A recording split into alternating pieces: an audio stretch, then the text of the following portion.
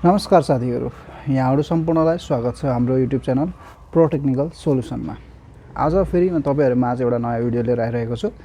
जस अन्तर्गत रहेको छ डीसी पावर सप्लाई है। मैले चाहिँ मेरो युट्युब च्यानलमा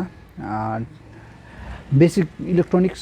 सिरिज चाहिँ चलाइरहेको छु। त्यसमध्येको यो हाम्रो तेस्रो भिडियो है त। यो भन्दा अगाडि भिडियो मैले रेजिस्टेन्सको बारेमा मैले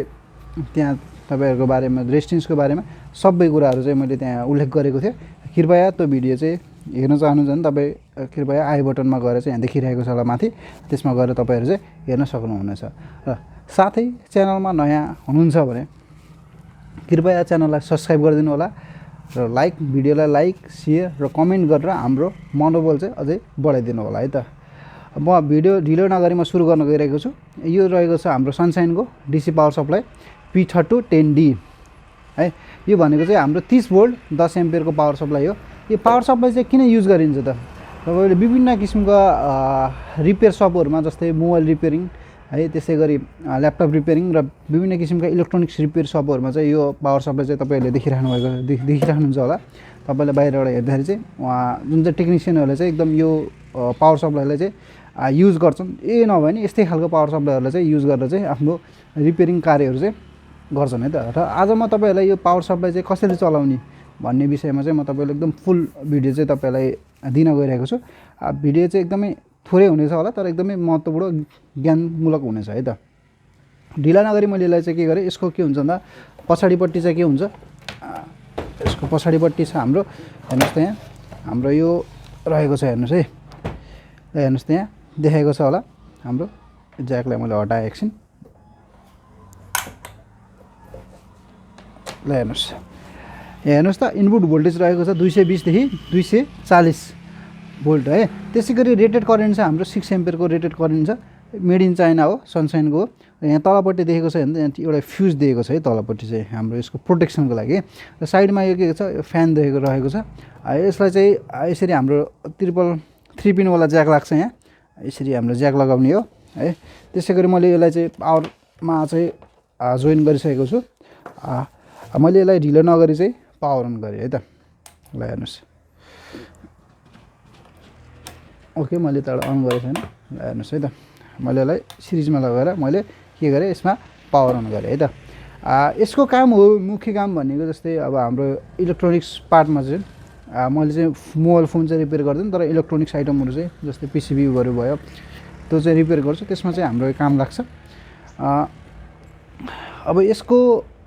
हेर्न सक्नुहुन्छ तपाईले चाहिँ हाम्रो यसमा चाहिँ छ करेन्टको डिस्प्ले छ। त्यसमा चाहिँ हाम्रो ए भनेर देखाइरहेको छ, करेन्ट देखाउँछ। यतापट्टि साइडमा रहेको छ भोल्टेजको डिस्प्ले छ है। त्यसरी यतापट्टि छ हाम्रो करेन्टको चाहिँ, करेन्टलाई चाहिँ घटबड गराउने, हाम्रो कति करेन्ट सेन्ड गर्ने हो त भनेर यो दुईटा हाम्रो पोटेन्सियोमिटरहरू रहेको छ। यसमा चाहिँ नबहरू रहेको छ। त्यसैगरी यतापट्टि हेर्नुस् भोल्टेजको छ है, भोल्टेजको नबहरू रहेको छ। जस्तै अब मैले यसलाई यसरी बढायो भने हेर्नुस् त अब हाम्रो हेर्नु यो भोल्टेज बढ्यो है। त्यस्तै गरी यो दुईटा नबहरुमा पनि एउटा हेर्नुस् त फाइन र कोर्स भन्ने छ, यतापट्टि हेर्नु फाइन र कोर्स भन्ने छ है त। यसको अर्थ के हो त? यो फाइन र कोर्स भनेको अर्थ के हो भन्दाखेरि चाहिँ तपाईहरुले चाहिँ जस्तै ल हेर्नुस्, अब यो भनेको चाहिँ जस्तै तपाईले चाहिँ नर्मल एउटा डिजिट चाहिँ चलाउनको लागि नर्मल जस्तै 0.1 0.2 0.3 चाहिँ तपाईले चाहिँ यसमा चाहिँ बढाउन घटाउनको लागि चाहिँ यो यसमा यो नब चाहिँ हाम्रो युज गरेको हुन्छ। त्यस्तै गरी हाम्रो यो भोल्टेजको पोइन्टलाई हेर्नुस् है, जस्तै अब यो पोइन्ट हिसाबले बढ्यो नि तपाईको। हेर्नुस् त यो हेर्नुस्, अब यो 1 2 3 4 5 6 7 8 अब जस्तै 1 2 यसरी हाम्रो चाहिँ के छ, यो पोइन्ट वाइज बढेछ नि हाम्रो। यो चाहिँ अब हाम्रो यो फाइनको चाहिँ हाम्रो नब चाहिँ के हो, यसको चाहिँ पोइन्ट वाइजले चाहिँ यसलाई एक्ज्याक्ट चाहिँ राख्नको लागि हाम्रो यो फाइन नब चाहिँ हामीले युज गरिन्छ। त्यस्तै गरी हाम्रो यो कोर्स छ, कोर्स भनेको मजाले चाहिँ भोल्टेज जस्तै तपाईको हेर्नुस् त अब डाइरेक्टली बढ्यो नि। हेर्नुस् न 3.6 3.4 यसले चाहिँ केही पनि उस गरेको छैन। यसले नर्मल चाहिँ आफ्नो चाहिँ एकदम रफ्तारमा चाहिँ के छ, यो बढाइरहेको छ, एकदम हाई भ्यालु चाहिँ बढाइरहेको छ। ल हेर्नुस्, अब मैले यहाँ के गरेँ, ल हेर्नुस् अब 30 जस्तै अब यसमा हेर्नुस् त मैले अब 30 अब 31 32 33 34 हैन यस्तै गरेर यसै गरी अब यसरी हेर्नुस् हाम्रो यो 32 33 भोल्टसम्म चाहिँ हाम्रो यो गइरहेको छ है। त्यस्तै गरी हेर्नुस् त अब मैले यसलाई नर्मल हेर्नु, अब पछाडिको डेसिमल जस्तै एक्ज्याक्ट मैले भोल्टेज जस्तै 32.30 हैन 32.9 भोल्ट 8 भोल्ट जस्तै हेर्नुस्। अब इनर चाहिँ मैले यसरी मैले के गर्ने, यो घटबाट मैले के गर्छु पोइन्ट अनुसार चाहिँ मैले के गर्छु, यसलाई मैले यसलाई के गर्न सक्छु जस्तै घटबड गर्नु जस्तै मलाई चाहिँ ठ्याक्कै 12 भोल्ट चाहिएको छ भने अब यसरी मैले यहाँबाट यो नबले चाहिँ मैले गराउन सक्दिनँ होला यसलाई हेर्नुहोस् त अब 6 मा गइसक्यो भनेपछि अब यसलाई 6 अथवा 5 मा गयो अब हेर्नुहोस् त मैले नर्मल यसलाई गराएँ भने यो फाइनको नबबाट मैले गरेँ जस्तै मैले 12.0 मैले बनाउन सक्छु हेर्नु है ल हेर्नुहोस् अब हेर्नुहोस् त यो हेर्नुहोस् है ल हेर्नुहोस् अब यो 13 मा गयो नि हैन एक यसले तल झारम अब हेर्नुहोस् यो मैले ठ्याक्क मैले 12.0 मैले यसरी मैले एक्ज्याक्ट मैले यो के गर्न सक्छु गराएर राख्न सक्छु है त त्यस्तै गरी अब अर्को हेरौँ त एउटा ल हेर्नुहोस् अब यतापट्टि हेर्नुहोस् अब यो त मैले भयो है तपाईको यो भोल्टेज त तपाईले देख्नुभयो भोल्टेजलाई चाहिँ तपाईले चाहिँ कसरी आफ्नो हिसाबले चाहिँ कतिमा सेट गर्ने हुन्छ तपाईले चाहिँ यो कुरा चाहिँ तपाईले जान्नुभयो यो साइडको अब यो सेक्सनमा जाम हेर्नुहोस् त करेन्टको सेक्सनमा जान चाहिँ तपाईले हेर्नुहोस् यहाँ तलपट्टि देख्न सक्नुहुन्छ यो माइनस ग्राउन्ड प्लस भनेर देखेको छ यो ग्राउन्ड भनेको चाहिँ यसको अर्थिङ हो है यसको चाहिँ अर्थिङ हो यो चाहिँ यसमा चाहिँ हामीले कुनै पनि केही पनि जोडिदैन र यतापट्टि हेर्नुहोस् रातो र कालो साइड छ त्यस्तै गरी यो रातो साइड भनेको हाम्रो पोजिटिभ साइड हो है यसबाट चाहिँ हाम्रो के हुन्छ पोजिटिभ भोल्टेज चाहिँ यहाँबाट पाइन्छ भने यता कालो साइड भनेको यो नेगेटिभ भोल्टेज यसबाट चाहिँ हामीले पाइन्छ त्यस्तै गरी अब हेर्नुहोस् अब यसमा चाहिँ के छ भन्दा दुईटा यो क्रोकोडाइल पिन जोडिएको चाहिँ के छ दुईटा मसँग नब छ अब यसलाई चाहिँ हामीले कसरी बनाउनु कसरी राख्ने भन्नेको हिसाबले चाहिँ सबभन्दा पहिला थोरै कम करेन्टलाई थोरै यताको लास्टसम्म नपुगेसम्म तपाईँले यो भोल्टेज तपाईँले यता बढाउनु पाउनुहुन्न है जस्तै तपाईँले चाहिँ यसलाई चाहिँ एकदम लास्टमा इनमा लर छोड्नु भयो तर तपाईँले यसमा चाहिँ यसबाट गर्नुभयो भने तपाईँको भोल्टेज बढ्दैन है कति पनि तपाईँको जतिसक्यो घुमाउनुहोस् त तपाईँले किनकि यसमा भोल्टेज बढ्दैन हेर्नुहोस् ल हेर्नुहोस् अब यो मैले के छ यसमा भोल्टेज बढेछ भोल्टेज बढेको छैन नि त्यस्तै गरी अब हेर्नुहोस् त अब मैले बस यति मैले बढायो है तपाईँको मैले थोरै यो मात्रै बढाइदियो भने हेर्नुहोस् त भोल्टेज तपाईँको यसरी बढ्यो भनेपछि करेन्टको यसले चाहिँ करेन्टको खेल हो पहिला यो तपाईँको करेन्टको नब अलिकति मात्रै अन नभएसम्म तपाईँको के छ यो के हुन्छ भोल्टेज बढ्दैन है त ल हेर्नुहोस् अब त्यसै गरी अब करेन्टलाई सेट गर्न लागि तपाईँले चाहिँ जस्तै 2 एम्पियरमा राख्नुहोस् तपाईँले है 2 एम्पियर राखेर तपाईँको दुईटा यो नबहरू चाहिँ हेर्नुहोस् है दुईटा यो कालो र रातो नब हेर्नुहोस् त यो दुईटा नब हेर्नुहोस् यो दुईटा नबलाई चाहिँ तपाईँले यसरी छोइदिनु भयो भने ल हेर्नुहोस् अब भोल्टेज 0 0 भयो करेन्ट चाहिँ मैले यसरी बढाउन सक्छु जस्तै मैले अब मलाई चाहियो 12 भोल्ट 1 एम्पियरको 12 भोल्ट अथवा 2 एम्पियरको मलाई चाहिँ के छ ट्याक्कै मलाई 12 एम्पियर 12 भोल्ट 2 एम्पियरको मलाई सप्लाई चाहिएको छ भने मैले के गर्छु 2 भोल्ट त्यहाँ राख्छु अब यसरी आउनुहोस् अब यो ठ्याक्कैले चाहिँ के गर्छ अब मैले यसलाई चाहिँ मैले 12 भोल्ट मैले राख्न सकेँ ल हेर्नुहोस् अब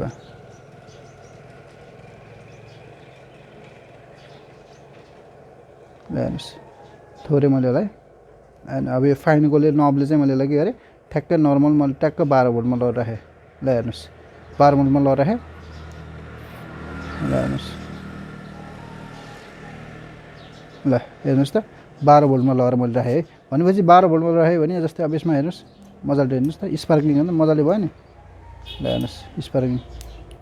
हेर्नुहोस् त कति खतरा स्पार्कलिङ भयो हो यसरी चाहिँ यसले के गर्छ जस्तै यो चाहिँ हाम्रो सर्टिङको इलेक्ट्रोनिक्समा विभिन्न किसिमको कम्पोनेन्टहरू सर्टिङ फाइन्ड आउट गर्नलाई पनि हामीले के गर्न सकिन्छ यसलाई चाहिँ हामीले युज गर्न सकिन्छ यसै गरी हाम्रो डिसी सप्लाई चाहिँ यसरी युज भएको हुन्छ हेर्नुहोस् यसको प्रोसेस चलाउने प्रोसेस चाहिँ यति नै हो है जस्तै अघि मैले हेर्नुहोस् त यहाँ थोरै मैले यसलाई मैले भोल्टेज बढाएँ 2 पोइन्टमा बढाएँ अब हाम्रो यो सिबीको लाइन ल हेर्नुहोस् अब यो हेर्नुहोस् त 1.9 एम्पियर चाहिँ यसले के छ लिएको छ भनेर यसरी चाहिँ हामीले त्यसरी थाहा पाउन सकिन्छ ल हेर्नुहोस् त्यस्तै गरी तपाईँहरूलाई चाहिँ मैले अब यसको चाहिँ पावर कतिको छ भनेर चाहिँ तपाईँलाई मैले एउटा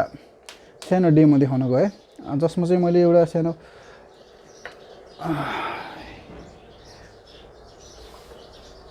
थोरै एउटा तारको टुक्राले चाहिँ तपाईँलाई चाहिँ मैले डेमो देखाउन गएँ है त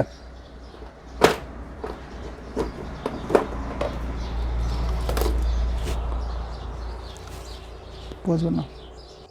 ल हेर्नुहोस् त यहाँ मसँग हेर्नुहोस् अब यो तार छ देख्न सक्नुहुन्छ तपाईँहरूले चाहिँ हेर्नुहोस् यो तार छ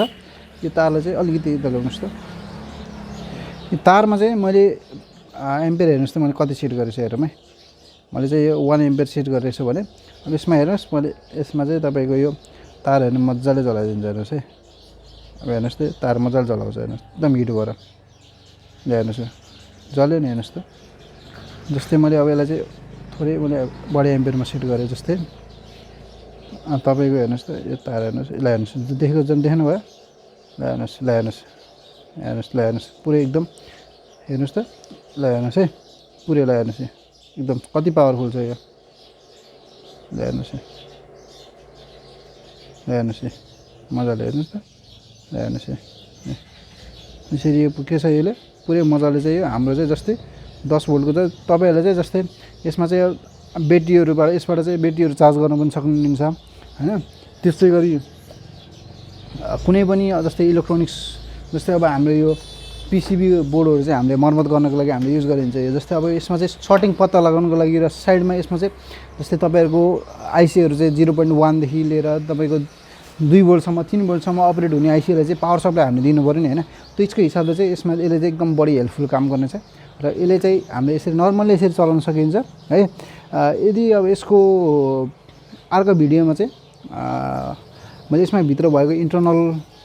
कुराहरूको बारेमा चाहिँ म सबै तपाईहरुलाई चाहिँ भिडियोमा मैले बताउने छु आजको लागि हामी यति नै गरौँ है र साथै अब तपाईहरु च्यानलमा नयाँ हुनुहुन्छ भने कृपया हाम्रो च्यानललाई चाहिँ सब्स्क्राइब गरिदिनु होला सब्स्क्राइब गरेर हाम्रो चाहिँ मनोबल चाहिँ बढाइदिनु होला हस्त धन्यवाद जय नेपाल।